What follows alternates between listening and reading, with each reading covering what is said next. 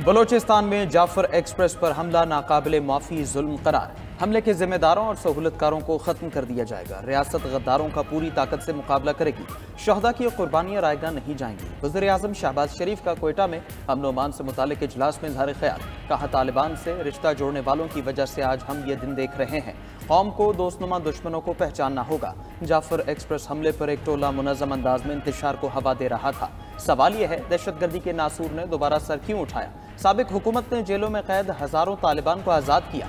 कहा, दहशतगर्दी से निपटने के लिए खैबर पख्तूनख्वा को 600 अरब रुपए दिए गए। देखना होगा कि इतनी खती रकम कहाँ खर्च हुई।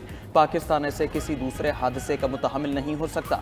वज़ीर आज़म शहबाज शरीफ और army chief general Syed Asim Munir का CMH कोयटा का दौरा। जख्मियों और मुतासरा खानदानों से मुलाकात की।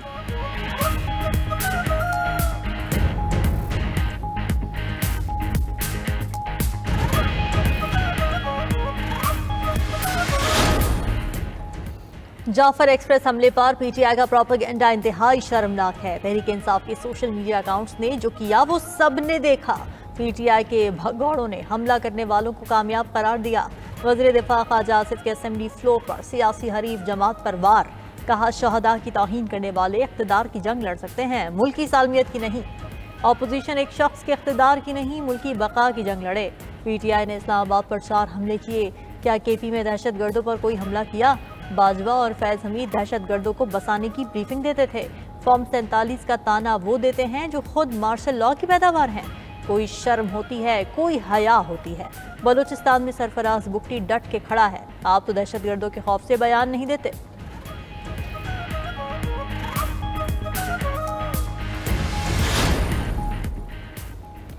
कोई शर्मो हया होती तो वज़ीर दिफा मुस्ताफ़ी हो जाते। PTI रहनुमा सद कैसर का वज़ीर दिफा पर जवाबी वार। कौमी असम्बली में इज़हार ख्याल करते हुए कहा, ख्वाजा आसिफ के दिलो दिमाग पर PTI और सोशल मीडिया छाया हुआ है। तवक्को थी वज़ीर दिफा सानेहा बलूचिस्तान पर पार्लियामेंट को एतमाद मिलेंगे। सूरत हाल से कैसे निपटे ये बताना हुकूमत की जिम्मेदारी थी।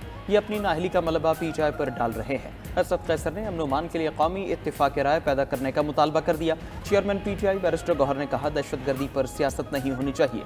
पाकिस्तान और इसकी सलामती हमें सबसे ज्यादा अजीज है। बैरिस्टर गौहर ने जाफर एक्सप्रेस को यरगमाल बनाने वालों के खिलाफ ऑपरेशन पर पाक फौज को खिराज तहसीन पेश किया। मीडिया से गुफ्तगू में सलमान अकरम राजा बोले, कुछ लोगों को PTI का लिबादा पहनना कर उनसे ट्वीट्स करवाई जाती हैं। हम लाखों सोशल मीडिया अकाउंट्स को कंट्रोल नहीं कर सकते।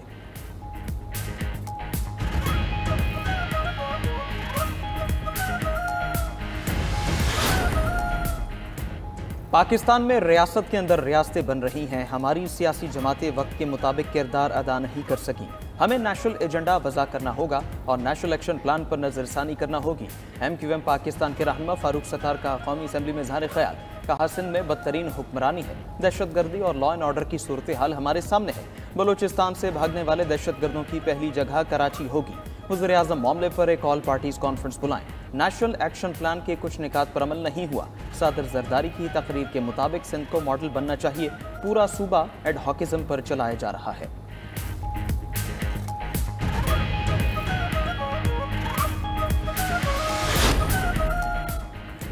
IMF ने पाकिस्तान से एक बार फिर डू मोर का मुतालबा कर दिया। हुकूमत पर आमदन बढ़ाने और अखराजात कम करने पर जोर।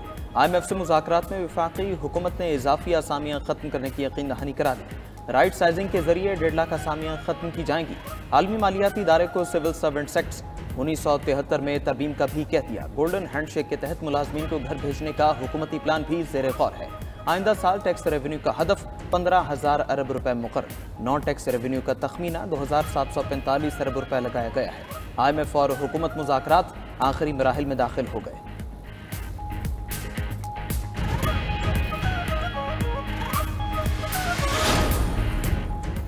नेट मीटरिंग के जरिए बिजली खरीदारी की कीमत मुकर्रर। बिजली खरीदारी की शरह 10 रुपए फी यूनिट मुकर्रर कर दी गई। वज़ीर ख़ज़ाना मोहम्मद औरंगज़ेब की ज़ेर सदारत काबीना की इख्तिसादी राब्ता कमेटी के इजलास में नेट मीटरिंग क़वानीन में तरमीम की मंजूरी। मौजूदा नेट मीटरिंग सारिफीन के मुआहदे पुराने निरखों के मुताबिक रहेंगे। दरामद और बरामद शुदा यूनिट्स की बिलिंग अलग अलग होगी। सोलर पैनल की कीमतों में कमी से नेट मीटरिंग सारिफीन में इजाफा हुआ। दिसंबर 2024 तक नेट मीटरिंग सारिफीन ने ग्रिड सारिफीन पर 159 अरब रुपए का बोझ डाला। 2034 तक ग्रिड सारिफीन पर 4,240 अरब रुपए का बोझ पड़ने का खदशा है। चोलिस्तान कैनाल समेत 6 नहरों की तामीर गैर कानूनी करार। सिंध असम्बली में नई नहरों के खिलाफ करारदाद मुत्तफ़िक़ा तौर पर मंजूर कर ली गई। वज़ीर आला मुराद अली शाह ने ऐलान किया कि सिंध के अवाम अपने पानी के हुकूक पर समझौता नहीं करेंगे। पानी की गैर कानूनी तकसीम के खिलाफ अवामी मुज़ाहमत की जाएगी। सिंध के पानी के हुकूक छीनने की हर कोशिश का भरपूर जवाब दिया जाएगा। कैनाल मनसूबे के खिलाफ सिंध ने CCI में एतराज़ जमा करवाया है। CCI की जब तक मीटिंग नहीं होती कैनाल नहीं बन सकती। जिम्मेदारी से कहता हूं कि किसी कैनाल पर कोई काम नहीं चल रहा। विफाक को पता है कि नई कैनाल कभी नहीं बन सकती। विफाक सिर्फ सिंध को तंग करने के लिए कैनाल की बात करता है।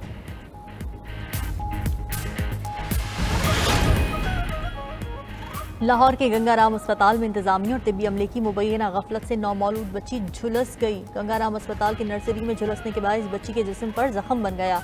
झुलसने की वजह पूछने पर अमले ने वालिदैन को नर्सरी से बाहर निकाल दिया। बच्ची के वालिद ने इल्जाम लगाया कि तिब्बी अमले की गलती से इंक्यूबेटर मशीन का दर्जा हरारत ज़्यादा हो गया, इसकी वजह से बच्ची का जिस्म जल गया। अमले से वजह पूछी तो बदतमीजी करके बाहर निकाल दिया। वज़ीर आला पंजाब मरीम नवाज का नौमौलूद बच्ची के झुलसने का सख्त नोटिस।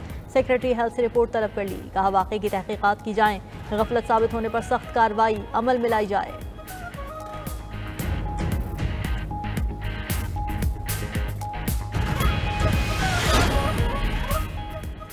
मॉस्को ने आर्जी जंगबंदी की अमरीकी तजवीज़ मुस्तरद कर दी। तर्जुमान क्रेमलिन का कहना है वक्ती जंगबंदी से यूक्रेन को दोबारा संभलने की मोहलत मिल जाएगी।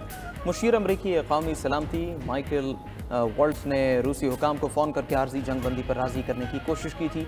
यूक्रेनी सदर ज़ेलेंस्की 30 रोज़ा जंगबंदी की अमरीकी तजवीज़ से इत्तेफाक कर चुके हैं। अमरीकी सदर ट्रंप का कहना है रूस जंगबंदी पर राज़ी ना हुआ तो ये दुनिया के लिए इंतहाई मायूस कुन लम्हा होगा। व्लादिमीर पुतिन से मिलना या उनसे बात करना पसंद करूंगा। हमें यूक्रेन जंग को तेज़ी से ख़त्म करना होगा।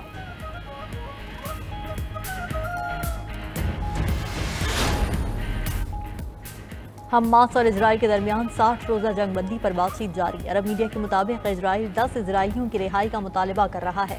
गाजा में इजरायली फौज की फायरिंग से फुटबॉलर हमदान पश्ता शहीद, ड्रोन हमले में 7 फलस्तीनी शहीद, मुतादिद जख्मी। दूसरी तरफ गाजा की पट्टी में मुकम्मल नाकाबंदी 12वें रोज़ में दाखिल हो गई। इजरायली फौज खाने, ईंधन, अद्वियात समेत कोई इमदाद गाजा में जाने की इजाज़त दे रही है। ट्रंप ने फ़लस्तीनियों को गाजा से निकालने के बयान पर यू टर्न ले लिया। ओवल ऑफिस में आयरिश वज़ीर आज़म के साथ मुलाकात के मौके पर गुफ्तगू करते हुए अमरीकी सदर ने कहा कि कोई भी फ़लस्तीनियों को गाजा से बेदखल नहीं कर रहा।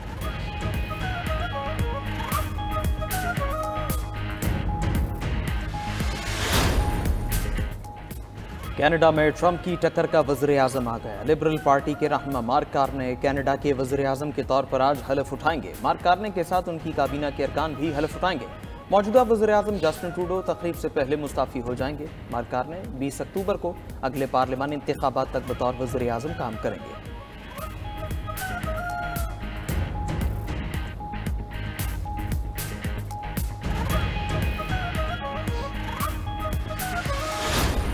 रमज़ान मुबारक की पुर नूर सातों में रहमत रमज़ान के नशरियात जारी। 92 न्यूज़ की खुसूसी इफ्तार ट्रांसमिशन में 12वें रोज़ का मौजू जादू टोना और जाली आमलीन था।